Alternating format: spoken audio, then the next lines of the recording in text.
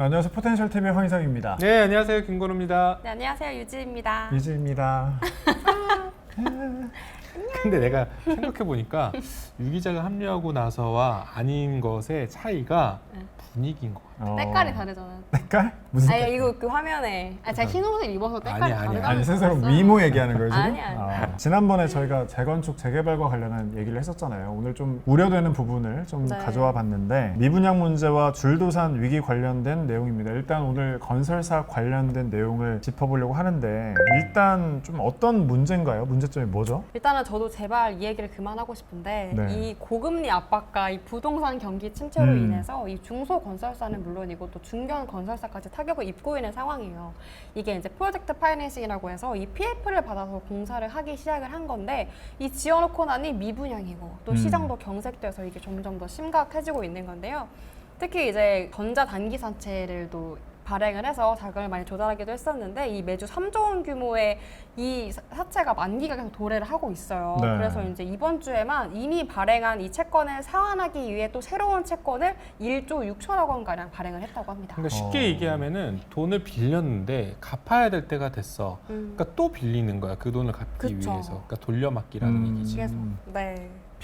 PF가 어쨌든 뭐 빌리는 거잖아요. 그쪽으로 해가지고. 프로젝트를 네, 위한 파이낸싱. 파이낸싱이니까. 미래 가치에 투자를 하는 거죠. 참 뭐 상황이 별로 좋지 않은 것 같은데 법정 관리 들어갔거나 사실상 뭐 부도라고 볼 수 있는 건설사는 어디가 있는 거예요? 네, 일단은 올해 1분기에만 네. 폐업 신고를 한 건설 기업이 939곳에 이릅니다. 이게 939곳이요? 네, 근 5년간 완전 거의 뭐 어. 최대치인데요. 이 시공능력평가 202위였던 우석건설이 법정 관리를 신청을 했고 또 388위였던 동원건설, 또 83위였던 대우조선 해양건설도 부도를 받았습니다.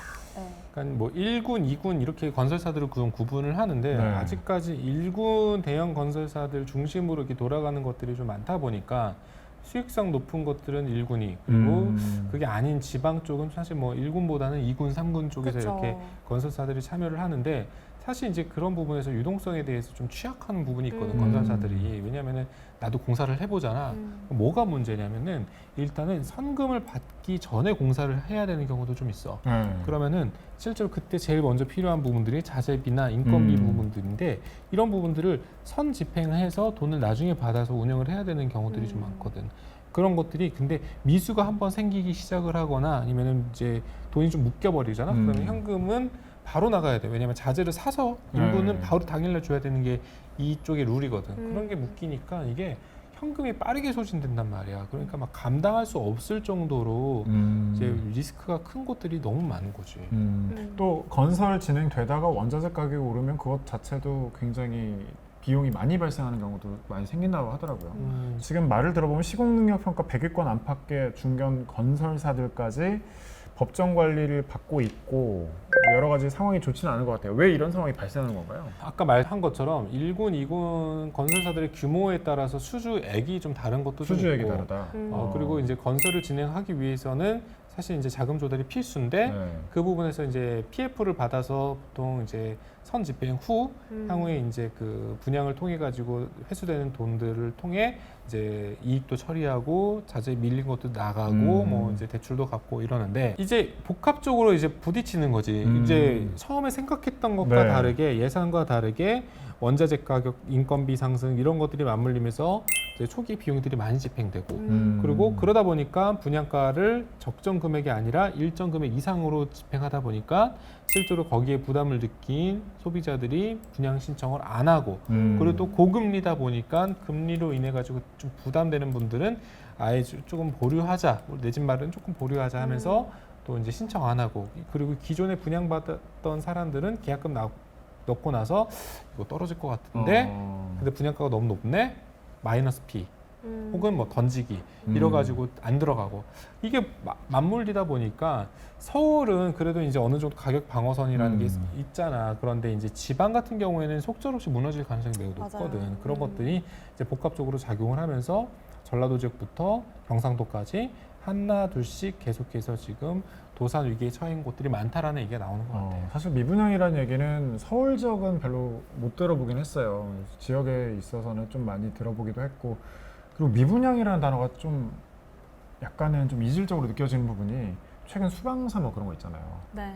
그런 것도 완전히 넘쳐 나왔는데 왜 미분양이 발생하는 건지 이 부분도 또 물음표가 생기기도 하고 그런 거랑은 좀 연결을 지을 수는 없는 거죠. 왜냐면은 이제 집이라는 거는 네. 우리나라가 좀 특수한 경우를 갖고 네. 있어. 그러니까 집이라는 게 거주 중심으로 집을 우리가 생각을 해야 되지만 집은 사실상 특히 아파트는 거주와 투자가 복합적으로 작용되다 보니까 내가 거주를 하더라도 오르기를 기대를 하고 들어가는 경우가 많단 말이야. 단독주택이 아닌 이상. 네. 그런데 이러한 부분에서 내가 들어가는데 떨어진다. 내가 산 가격보다 떨어질 것 같다. 그러면은 안 굳이 들어가니까. 여기를 들어갈 필요가 없는 특징을 갖고 있거든. 그러다 보니까 미분양 사태의 가장 이제 근본적인 원인은 실제로 이제 아파트 분양가 대비 시세가 떨어지고 있다. 그렇기 때문에 내가 들어가면은 이제 손해 볼 것 같다. 이런 것들이 크게 작용을 하고 있고 지금 대출 여력이 좀 안 되는데 대출을 굳이 받아가지고 내가 까지 할 필요는 없으니까 들어가야 하느냐? 근데 지금 나는 살고 있는 데가 있다. 이러면은 갈아타기가 아닌 이상 실제로 이제 실수요자들을 만족하지 못하는 게 미분양의 가장 큰 이유 중에 하나라고 볼 수 있지. 위치도 중요했겠네요. 수방사라는 그 지역 같은 경우는 특징적으로 굉장히 좋은 지역이다 보니까 미분양 해결 가능성이 없는 지역이었고 아예 없죠 거기는. 네. 특히 이제 뭐 네. 둔촌 주공 같은 데나 뭐 수방사 부지라든가 이런 부분들은 뭐 대단지 혹은 뭐 입지적으로 굉장히 유리한 곳들은 내가 지금 들어가도 향후에는 오를 것이다라는 기대감이 있기 때문에 그렇죠. 사실 뭐 박 터진다고 볼 수 있는데 그게 아니라면은 뭐 지역 소멸 얘기 나오고 있지, 인구 감소 얘기가 나오고 있지, 뭐 그리고 이제 지역 인프라 별로 없지 이러면은 사실상 쉽지 않은 게 수요 공급 측면에서는 당연한 논리다. 그런 구조군요. 근데 건설사들이 줄 도산을 하다 보면 증권사에도 이게 좀 부담으로 가중된다 하더라고요. 네, 그렇죠. 일단은 이 부동산 PF 가운데도 이 책임 준공형 PF 시장이 경색되면서 이게 심각해지고 있는데요. 네. 이제 이거는 말하자면 이 시공사가 공사 중에 이 채무 불이행 사태에 빠질 경우 이 시공사를 교체하거나 이 채무를 이행하는 방식으로 공사를 마무리해야 돼요. 그리고 지금 현재 또 채권 돌려막기를 하고 있는 상황이기 때문에 이 부동산 시장이 흔들릴 경우에 이 증권사의 부담도 당연히 커질 수밖에 없습니다. 네. 이 중견 건설사 한 곳이 만약 문을 닫는다라고 하면 그 밑에 뭐 하청업체라든지 여러 네, 줄줄이. 줄줄이 좀 문을 네. 닫게 되는 거잖아요. 그러면 연쇄 도산 같은 일이 발생할 수도 있는데 이런 거에 대해서 뭐 해결책 같은 건 없을까요? 어떻게? 이게 진짜 네. 어려운 게 뭐냐면은 나 같은 경우에도 일단은 이제 발주를 받잖아. 네. 그러면은 시행사면은 시공사 팀이 또 있어요. 시공사한테 일을 내려줘요. 계약을 다 하지. 근데 시공사도 그들이 이제 할 수 있는 범위들이 또 다 각각 제각각이야. 뭐 전기, 목공, 그다음에 뭐 타일, 도장 등등등이 여러 가지가 있단 말이야. 그러면 다 거기 또 분배를 해준단 말이지. 근데 내가 돈을 못 받아요.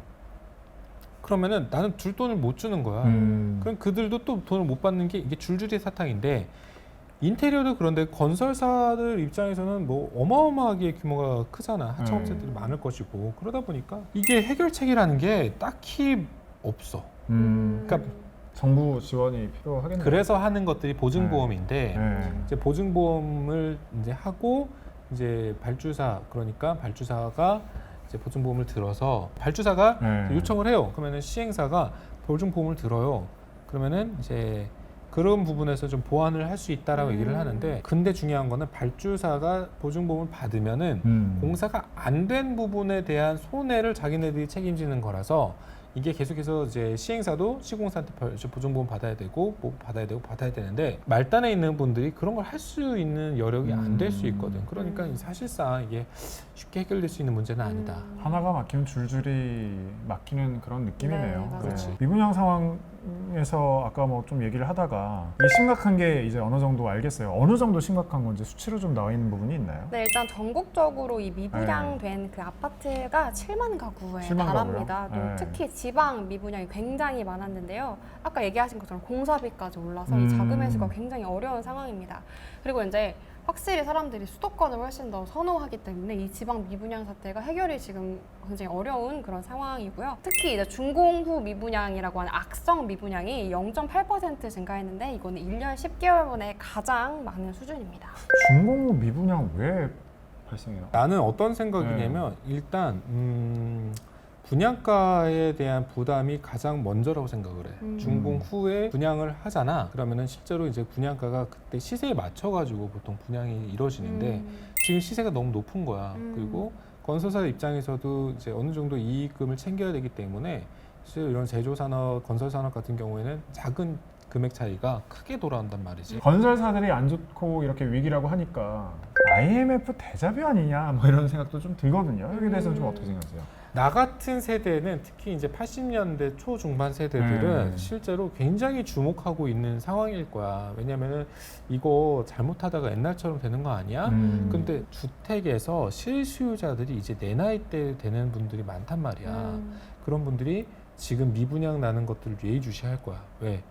지금 건설사 부도 나면 아파트 사는 게 아니라 현금 일단 쟁여놔야겠다. 그 다음 단계 기회를 노리거나 옛날 같은 트라우마를 겪지 않기 위해서 조심하거나. 그럼 또 돈이 안 돌잖아. 그게 그쵸. 계속 반복순환으로 악순환이 되는 반복된다. 것 이렇게 같아요. 보시는 네. 거지. 그럼 끝으로 음. 업계에 있는 분으로서 혹은 IMF를 겪고 전체적인 그림을 이제 약간 본다라고 했을 때 어떤 식으로 좀 대처하면 좋을지에 대한 조언 한 말씀 듣고 이 시간 마무리 약간 드릴게요. 6.25 겪으신 분들한테 이게 물어본 느낌인데 나도 이제 겪은 세대 어렸지만 겪은 세대로서 지금 어떻게 대처를 하는 게 제일 좋으냐면 일단은 이제 현금 보유를 확보를 해야 되는데 아마 지금 나이 때 있는 내 나이 때 내 전후로는 가장 사회에서 일을 제일 많이 하는 세대일 거야. 열심히 하는 그렇죠. 세대이고 자르기 퇴직이제 좀 애매한 세대. 왜냐면 지금 일을 직접 해야 되는 실무자들이 그렇죠. 많으니까.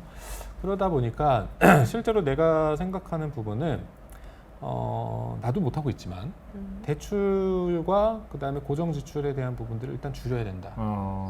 그러면서 현금 확보에 대한 부분들을 최우선시해야 된다. 그런 것들은 너무나 당연하게 얘기를 하고 기회를 있고 잡으려면 지금 그리고 한편으로는 기회 잠깐 얘기해서 잘 좋은 얘기라 생각을 하는데 미분양 사태를 꼭 나쁘게 바라봐야 되느냐. 그러니까 한편으로 있는 분들 혹은 지금 열심히 했던 분들 혹은 이제 주택을 아직 못 구한 사람들. 못 구하거나 보류했던 분들한테는 기회일 수 조만간 있다. 기회일 수 있다. 왜냐면 할인 분양이라든가 네. 악성 재고 떨치기 위해서 하는 경제적인 논리들이 실행이 되기 때문에 그런 부분들은 좀 눈여겨봐야 할 것이다. 그리고 경기부양책 측면에서 이제 PF에 대한 이제 대출 완화 조치가 국가 차원에서 실행되지 않을까라는 생각은 해. 그러다 보니까 실제로 그런 부분들이 좀 해결이 된다면 어느 정도는 버틸 만한 상황들을 만들어내면서 할인 분양이든 재고떨이든 일정 수준의 BEP 그러니까 손익분기점만 맞출 수 있는 이제 건설사들이 손 털고 나오기 위해서 노력을 할 가능성이 높기 때문에 이런 부분들도 좀 눈여겨볼 만하다라고 생각을 하죠. 네, 알겠습니다.